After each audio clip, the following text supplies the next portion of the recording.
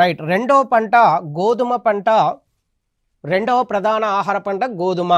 Right.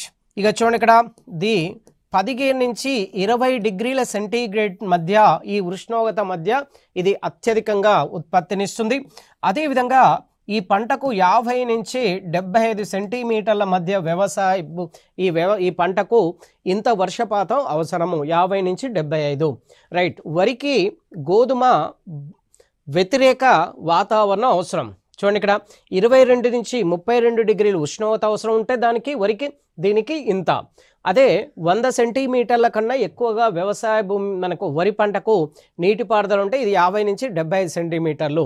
కాబట్టి ఇది పూర్తిగా సమశీతోష్ణ మండలంలో రబీ పంట కాలంగా పిలుస్తారు. అదేవిధంగా వరిని ఖరీఫ్ పంట కాలంలోని భాగంగా ఎక్కువగా సాగు చేస్తారు. రబీ కాలంలో అత్యధికంగా దీన్ని బాగా పండిస్తారు.